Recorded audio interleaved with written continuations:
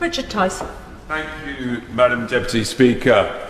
So another week, another month, and once again the BBC has got it horribly wrong with their Glastonbury broadcast with regard to Hamas and with regard to anti-Semitism. And once again another grovelling apology. How long, Secretary of State, must this go on before, regrettably, many in the Jewish community and millions of the British people conclude that the BBC is institutionally anti-Semitic?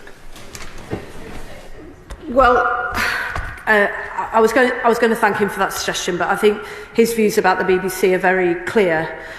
Those of us who support the BBC, who believe it's an incredibly important institution, however, will know that it should and does, in some instances, play an important role for all communities to be heard and feel valued as part of our public life. That is the standard that we expect the BBC to be held to. That is the standard that this government will hold them to, and we will not hesitate to take the action that we need to make sure that it does rise to meet those standards. Is the BBC too neutral or just numb? The Richard Tice showdown and the Glastonbury fiasco. Picture this. It's a drizzly Tuesday morning in Britain.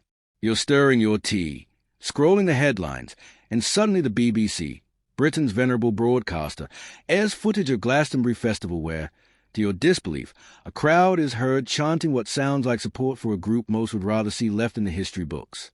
Then, as if on cue, another apology rolls out from the BBC press office. Deja vu?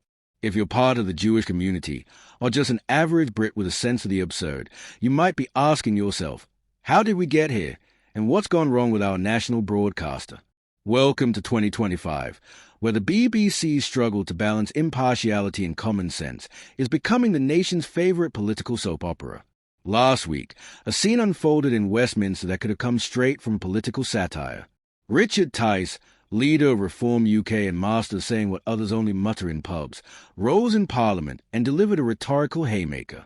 Why, exactly, is the BBC giving airtime to terrorist chants and then apologising after the fact? Is our national broadcaster, as many now fear, institutionally anti-Semitic?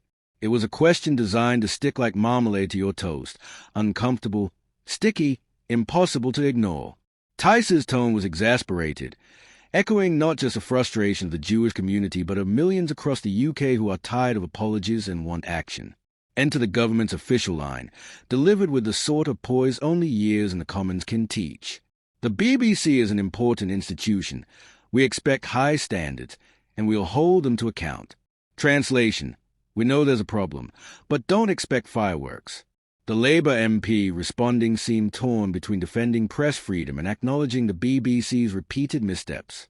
Their answer, paraphrased, was, the BBC should be a platform for all voices. We mustn't curb journalism in the name of comfort. But what does that really mean? Is it really journalism to let terrorist chants ring out on live TV, or is it just institutional inertia masquerading as neutrality? The BBC's defense is as old as the institution itself, impartiality. We report what happens. We don't take sides, they insist. But this noble-sounding neutrality starts to look threadbare when it means giving equal airtime to both firemen and arsonists. There's a difference between reporting news and broadcasting propaganda, between covering a food poisoning scare and actually serving up the dodgy prawns live on air. Tice's frustration isn't misplaced.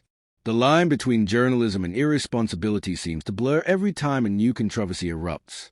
For families watching breakfast TV, it's not just an abstract debate. It's about what their children hear and see. Here's the truth.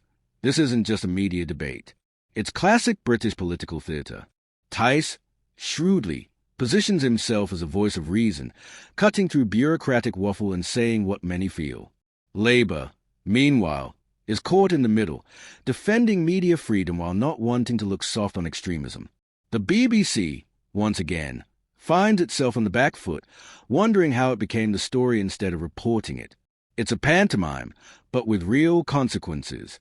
Every time the BBC apologizes, trust takes another hit. Every time Parliament debates the broadcaster's impartiality, the public grows more cynical. And actual terrorists somewhere might well be watching it all, shaking their heads and saying, cheer for the free publicity, lads. This isn't a story with easy villains or heroes. Both sides have a point. Tice is right. Amplifying terrorist messages is madness, no matter the intention. Labor isn't wrong. Press freedom is vital, and censorship is a slippery slope. But the BBC has managed the impossible, making everyone unhappy. Too biased for the right, too neutral for the left, and too tone-deaf for everyone in between. The whole affair leaves a nation with a sour taste, like a sandwich made with 2 slices of stale bread and nothing in between. The real issue isn't whether the BBC should broadcast terrorist chants. Spoiler, they shouldn't. It's about standards, accountability, and public trust. The UK needs a public broadcaster that's both fearless and sensible, one that informs without inflaming, that can distinguish between reporting and amplifying. This debate is a microcosm of British politics. Simple questions become existential dilemmas about the nature of truth, freedom, and democracy. So, is Richard Tice onto something, or is this just another storm in a parliamentary teacup? However you see it, one thing's for sure, the BBC and British politics have never been more in need of clear-headed common sense. Join the conversation. Is the BBC holding Britain together, or is it coming apart at the seams? Let's keep it classier than a Commons debate. And maybe, just maybe, we'll get closer to a solution everyone can live with.